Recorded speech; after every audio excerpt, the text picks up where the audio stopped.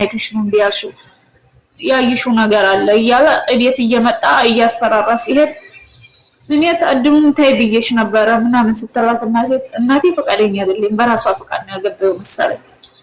ከዛ ችግር የለውም በቃ ሂጂ ስትባል አልሄድም ሂጂ ስትባል አልሄድም ሽማግሌም ሲልክ አልሄድም አልፈልግም እንግዲህ ወደ አልፈልግም አንተ ስትወር ብዙ ነች አራቷ የተጋባው ሚስቶራቸው ከዛ ቀረፈ ቤት 80ዋንም ቀደደላት ቀለበቱን ማውልቅ ያለ መቀጠቅ አረገና ሄደ። ከዛ ተካይ ያለ ምንም እንግዲህ በአምስት ወር የሚፈራው ንብረት ምንም ነገር የለም አይደለም መለየት ነው። ተለያዩ እየኖረ ቤቷ እየኖረች ወደ አምሌ ላይ ነው የተፋቱት። አምሌ እንደው መስከረም በተፋቱ 80ዋን በቀደደላት ባራቀው መስከረም እንደገባ ቀደደላት እንደ መስከረም ስንት ነው 80ዋን ቀደደ የመስቀለታ በ17 ያባታቸው ላይ ቢመተሩ ተዛት ተመሻ 3 አመናን መጣ። ከዛ ዓለም ይባልሽን ተፋታችሁ አንድ እያለ ሲቀልድባት አንተ የሰው ስም አታንሳ በጨለማ ለምንድን ነው የሰው ስም ታነሰው አልሁት አለች የተረፈችዋ ስለው እሺ በምንድን ነው የተለያያችሁ ምናምን ሲል የሰው ስም አታንሳ ዝም በል ለምንድን ነው የሰው ስም ታንሳው ልኮን እንደ መጣው ስትለው ስራው ላይ ምን ይልከኛል አንቺ ደግሞ ምን እያልሽ ነው አለኝ። ከዛ ስንተኛ ላይ በሩ ይዘጋ ስንለው እኔ አሁን ለሽ እንዲወጣለሁ ስለዚህ በሩ ስለሚቆስ ሲከፈት ሲዘጋ ይሁን ክፍቱን ይላቸዋል። እሺ ብሎ ተኝት። ከዛ ፍራሽ እንደዚህ የቆመበት ቦታ አለ እሷ እዛ ነው የምተኛው። ሄድ መጣ ስለምትል ነው እንጂ ትክክለኛ እዛ እየኖረ የሚሆኑ እንዲያውቅ እሷ ማተርፍ መጫን ያመከ 8 ወር ልጅ እሷ ማለት ነው እህቴ የተረፈችዋ። ከዛ እንደዚህ ፍራሹ ስር ተኝቻለሁ አለ ጥይቱን ስሰማው አለ መጀመሪያ ወደ ሰማይ ነው እየተኮሰው። ከዛ መብራቱን ብርት ሲያደርገው አለ ፍራሹን እኔ ላይ ጫና አርኩበታል።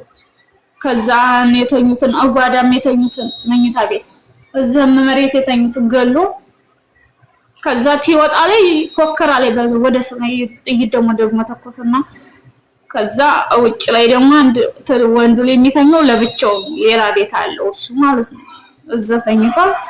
ከዛ ጣዋት ሲነሱ እሷ ጣዋት ቆቆም የለ ምንም የለ እዛው ታመሙ አለ እኔ ያንቀጠቀጠ እንደወራ ከዛ አንድ ሰው አልደረሰ ማለት ኃይለኛ ዝናብ ደግሞ ዘነበ እነሱን ገሎታ በቃ ተሄደ በኋላ ከዛ ውጪ ወጥቼ ጣዋት 11 ሰዓት ድረስ ማታ 4 ሰዓት የሞቱ 11 ሰዓት ድረስ የመጣም ሰው የለም ምንም የለም።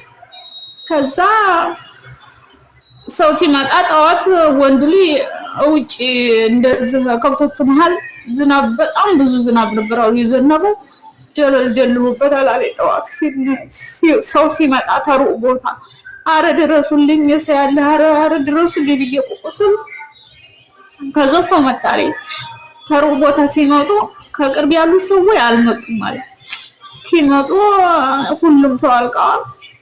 ከዛ እንደገና ሬሳ ባለ ሬሳቸው ታነሳ ያንለተው በ17 የመስቀለታ በ17 ሞቱ በ18 ተቀበሩ ማለት ነው። ከዛ ፍትህም የለ እኛ ወደ ህግ ከሰሺ ወይ ልምጣና እንክሰስራት ሁሉም ሰው ህግ የለም አሁን ስለምን ህግ ነው የምታወሪው አለ። እዛ ደግሞ እኔ ስሙን መጥቀስ ግን አልፈልግም ደግሞ እህቴን ያግቷታል።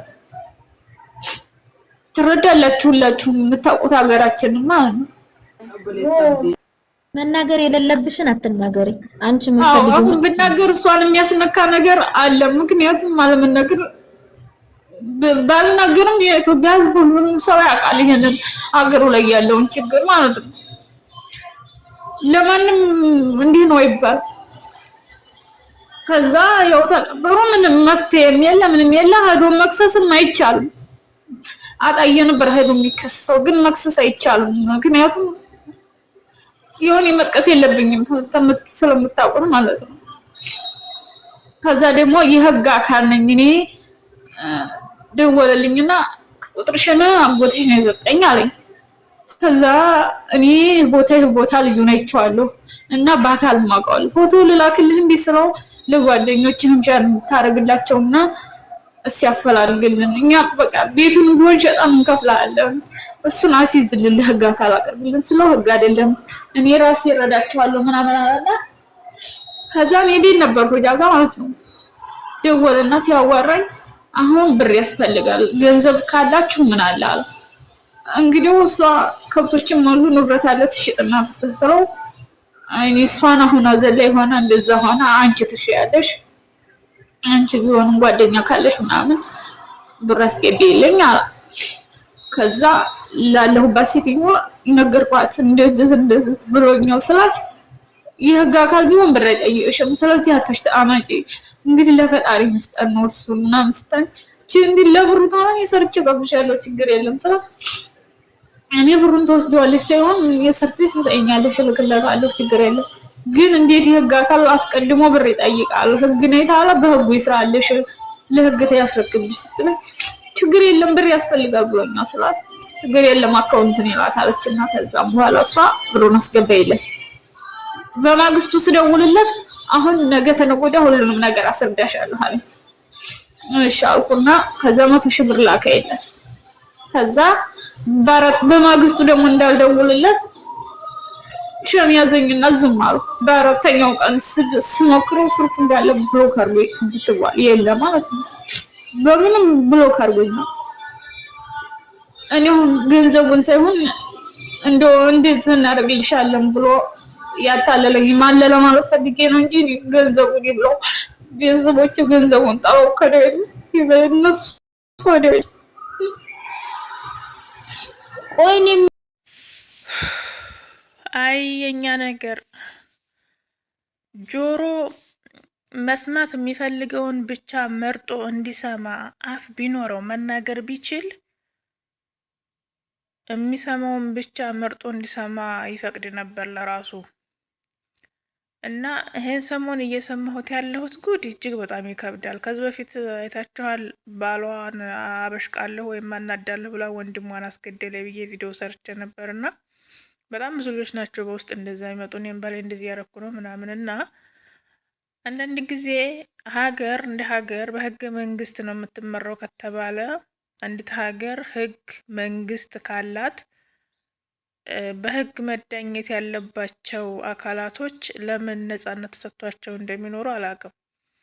ለማንኛውም አንዲት ስደተኛ እህታችን እጅግ በጣም በተሰበረ ቅስሟ ስብርብር ድቅቅ ብሎ አረብ ቤት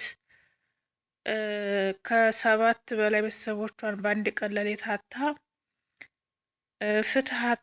ፍትህን ሰጥሻለን እያሉ በጣም ብዙ ሰዎች ብር ሁሉ እየተቀበሏት ብሎክ እያደረጓት ያለች ሚስኪን ነፍሳለች።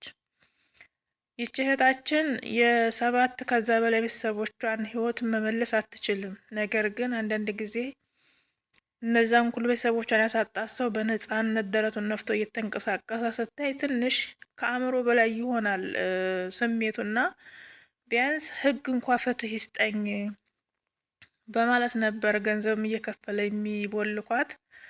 ግን አሁን ህግ እንደማይዳኝ ስላወቅኩኝ ህዝብ ይዳኘኝ ብላ ወደ ሚዲያ መምጣት ትፈልጋለች እና እስኪ የምትችሉ በተለይ እንደዚህ አይነት ኬዞችን ጠበቅ አድርጎ የሚይዝ ሰው ይህችን እህታችንን ፍትህ ሊያሰጣት የሚችል ሰው ህዝብ አንዳንድ ጊዜ ምን አለ መሰላችሁ ፍትህ እንኳ ባታገኙ ከህዝብ ጋር ማልቀስ እጅግ በጣም ትልቅ ነገር ነው።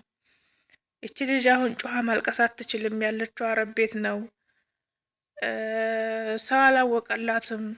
ከጎኗ የቆመ ሰው የለም እና እኔ አንዳንድ ሰዎችን ለማናገር ሞክሬ ነበረ። ነገር ግን እዚህ ሚዲያ ላይ ምንድነው የታዘብኩት እናንተ የሆነ ቦታ ሄዳችሁ ተሰሚነት እንዲኖራችሁ ወይም ደግሞ ተቀባይነት እንዲኖራችሁ ከእናንተ ስር የሚያጨበጭብላችሁ አጨብጫቢ መኖር ያስፈልጋልና ሚዲያ ላይ እኔ እስከዛሬ እንደ ቀልድ ያሳለፍኩትን ጊዜ ሳስበው ተናድጃለሁ። ምክንያቱም ሚዲያ ላይ ትታወቂያለሽ፣ ታዋቂ ነሽ አይነት ጥያቄ ነው የሚጠይቁትና እስኪ እናንተ ታዋቂ ናችሁ የተባላችሁ ሰዎች ቢያንስ ፍትህ እንኳ ባታገኝ ሀገር ጉድ ብሎ ከሀገር ጋር የምታለቅስበት ከሀገር ጋር እንባዋን የምታፈስበት ሀዘኗን የምትወጣበት መድረክ ይፈጠርላት እና ከ6 ከ7 በላይ እንቅልፍ ላይ ያሉ ቤተሰብን የጨፈጨፈ ከህፃን እስከ አዋቂ ድረስ የጨፈጨፈ ጨፍጫፊ አካል አንድ ግለሰብ በነፃ እየተንቀሳቀሰ ይች ልጅ ከአመት በላይ እያለቀሰች መኖር ይከብዳል እና ምን እንደምላቸው አላቅም። ብቻ ለማንኛውም እስኪ አቅም ያላቸውን ሰዎች ማግኘት የምችሉ ሰዎች በውስጥ አናግሩኝ። ይሄን ለማለት ነው። ስደት ላይ ሆናችሁ እንኳን አይደለም 7 6 5 ቤተሰብ ቀርቶ አንድ ቤተሰብ እንኳን አትጡ። ሀዘን አይንካችሁ። ሀዘን ከባድ ነው። ሀዘን መጥፎ ነው። በተለይ ደግሞ እንደዚህ አይነት ሲሆን ሰው የማይችለው የለም።